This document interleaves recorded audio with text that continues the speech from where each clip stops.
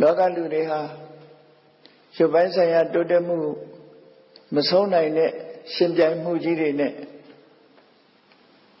သွားနေကြမယ်အစားမိမိတို့ဘဝရည်တည်နိုင်မှုအတွက်ဘဝရဲ့လိုအပ်ချက်လေးတွေပြည့်စုံပြီးတဲ့အခါမှာ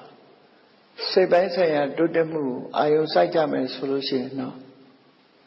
ဘယ်နေရာမှာပဲဖြစ်ဖြစ်ပฏิပက္ခဖြစ်မှုတွေရှောင်ရှားလို့ညီညွတ်သွေးစည်းပြီးဘဝခရီးမှာအတူတကွရှောင်လန်းလို့တက်တောင့်တက်တာဘဝချမ်းသာမျိုးရရှိခံစားနိုင်ကြမြတ်ဗုဒ္ဓရဲ့အဆုံးအမဟာမိုင်းစင်တာတိချင်းလို့ဆိုတဲ့အတိုင်းလူရဲ့စိတ်ကိုဗဟုပြုပြီးတော့စိတ်ပိုင်းဆိုင်ရာတိုးတက်မှုဟာအမှန်တန်ကြီးမားတဲ့တိုးတက်မှုဖြစ်တယ်မြတ်စွာဘုရားကပွင့်ပွင့်လင်းလင်းဟောထားတယ်စည်းစိမ်ဥစ္စာတွေတိုးတက်မှု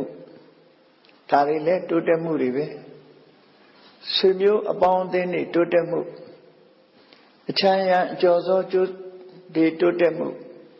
အဲ့ဒီတိုးတက်မှုတွေဟာလည်းတိုးတက်မှုတွေပဲဒါပေမဲ့မပြောပလောက်တဲ့တိုးတက်မှုတွေသာဖြစ်ပါတယ်တကယ်တိုးတက်ဖို့အရေးကြီးတဲ့တိုးတက်မှုဆိုတာကြတော့ပါလဲလို့ဆိုရင်အသိပညာတိုးတက်မှုဟာအရေးကြီးဆုံးတိုးတက်မှုဖြစ်တယ်လို့အင်္ဂုတ္တရနိကေမှာမြတ်စွာဘုရားလွန်ခဲ့တဲ့နှစ်ပေါင်း2600ကနေပြီးတော့ဟောကြားဆုံးမခဲ့တဲ့တရားတော်တွေဟာဒီနေ့ထိခေတ်မီနေတော့မယ်